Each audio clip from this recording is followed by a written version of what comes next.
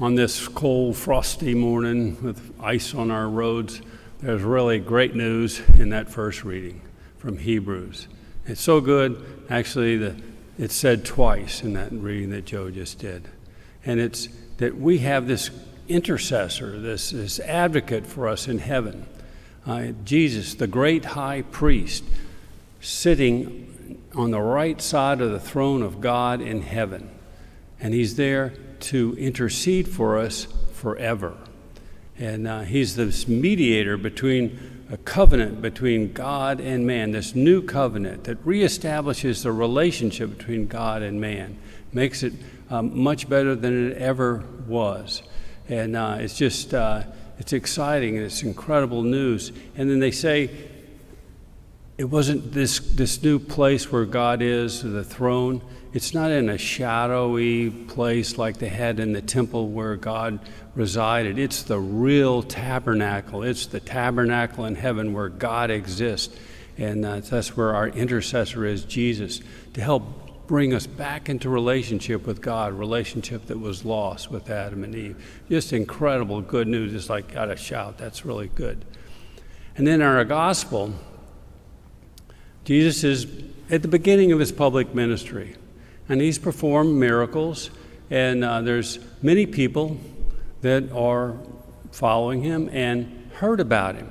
And we listed all those, heard a list of countries that people are coming to him. So it's all of Israel and the pagan countries to the north of Israel, to the east of the Jordan River, and south of the Dead Sea. They've all heard about Jesus by word of mouth, and they want to come see him. And huge crowds are coming to see him in Galilee, on the Lake of Galilee.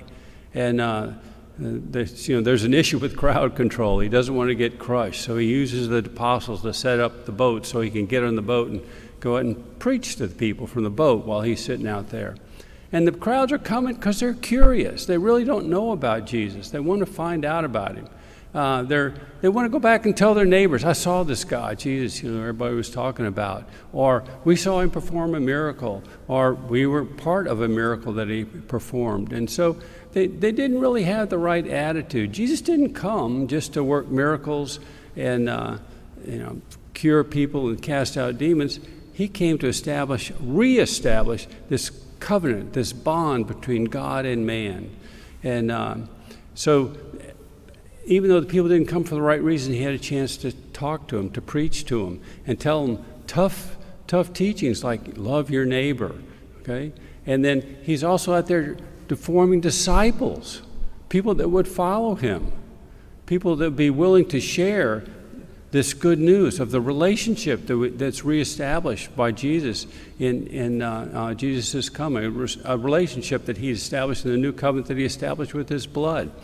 And so it's he's looking for disciples that are eager to spread the good news that he's given to them, this new relationship with God, and disciples willing to sacrifice their time, their talent, their treasure in order to spread this good news to other people.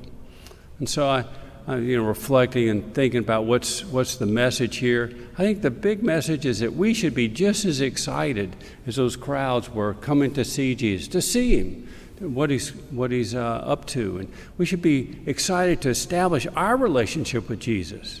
And then we should be excited to tell other people about the relationship that we have and bring them into the same bond and relationship that we have with Jesus ourselves.